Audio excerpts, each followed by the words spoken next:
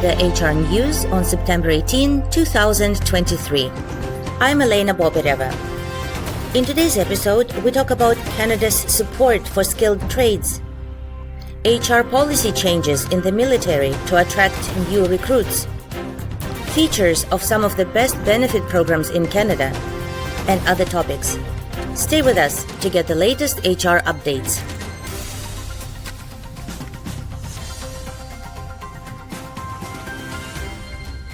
Canada needs more skilled trades workers. Demographic shifts and high retirement rates are fueling demand and the need to recruit and train thousands more Canadians for trades careers. The government launches a series of experiential marketing events across Canada, including Ottawa, Montreal, Fredericton, St. John, Toronto, and Vancouver.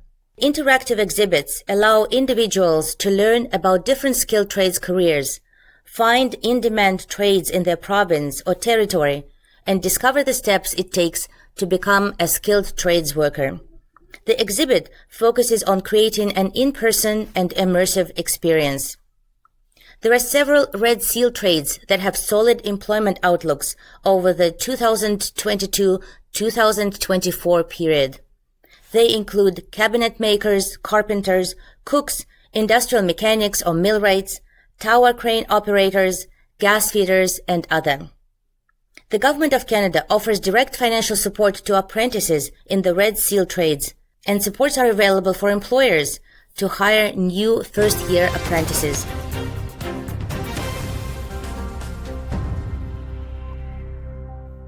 Canada's military is in a staffing crisis. The military is competing for talent during a time of low unemployment, when those entering the workforce may have multiple options. CBC reports that 1 in 10 positions in the armed forces is unfilled and recruitment isn't keeping up. At least 10,000 positions across the Canadian Armed Forces are empty. The Chief of Defence Staff has warned it will get worse before it gets better. The military has added 10,731 new members since 2020, but those gains have been offset by retirements and departures from the ranks.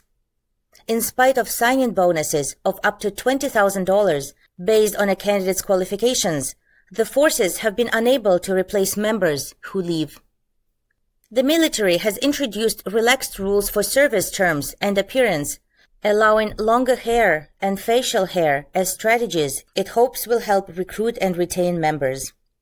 Those who join the military have historically signed a multi-year contract, and now the forces says it has found such a commitment can be a barrier in attracting recruits. New recruits are now sped through basic training in 8 weeks and then cycled through different job types through the remainder of the year, including fast-tracked efforts to get new recruits on a ship at sea as quickly as possible. At the end, they can sign on to the regular force as full-time members or reservists or leave altogether with no strings attached. The armed forces have also opened up the ranks to permanent residents in a bid to cast a wider net for new members.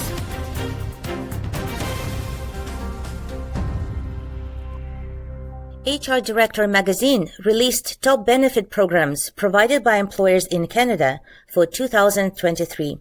This year's cohort received top marks for stepping up to create unique packages that reflect the evolving needs of their workforce. For example, Centurion Asset Management boosted their mental health coverage, offered mental health and well-being manager training, and provided a new health spending account.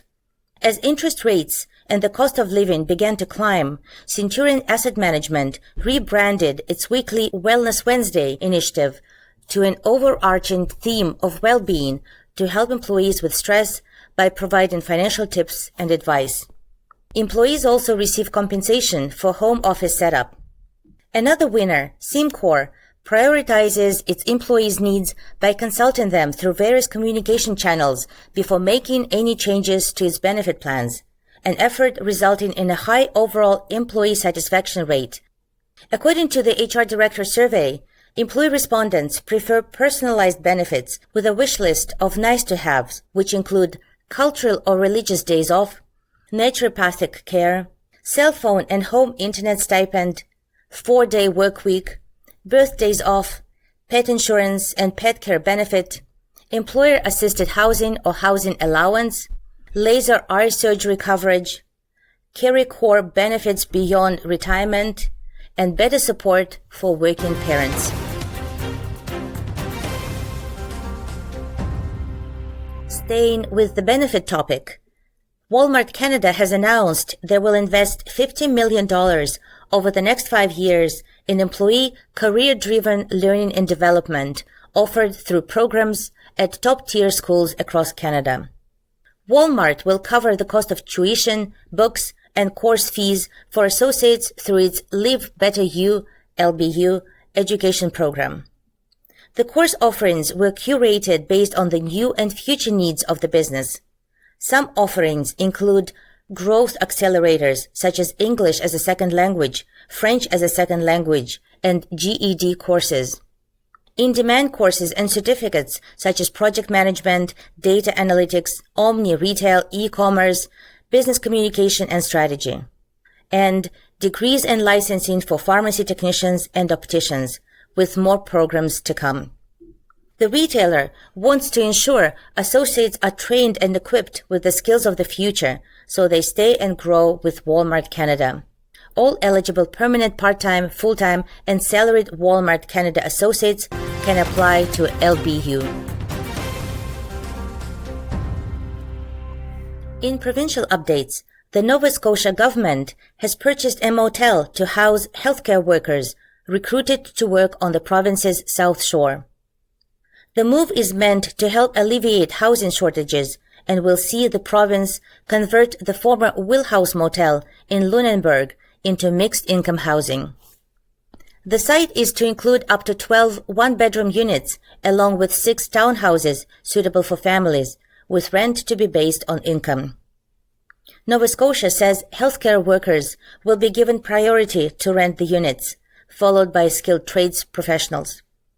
The province identified the South Shore as a region in acute need of housing for healthcare workers, along with a few other communities.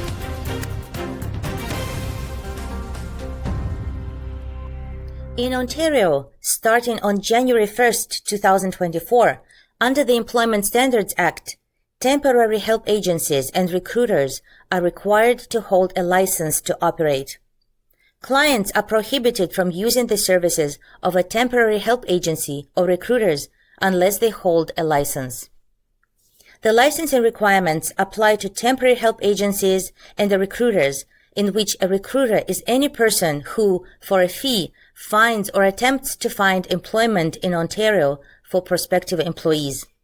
Exceptions include recruitment employees who perform duties required as part of their job, and an employer who finds or attempts to find employees to be employed in their own organization.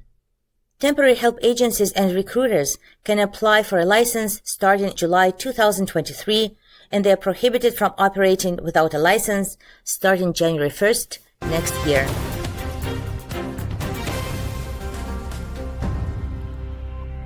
Canada Employment Insurance Commission has increased 2024 employment insurance premium rate by 3%.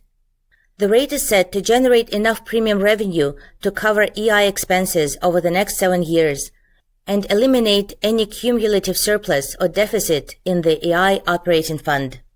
The Commission also announced that the maximum insurable earnings for 2024 will increase to $63,200 from $61,500 this year. And this was Canada HR News. Please share this episode with your friends and colleagues and leave us a rating in Apple Podcast. You can also find us in Google Podcast, on YouTube, Spotify, and on other platforms.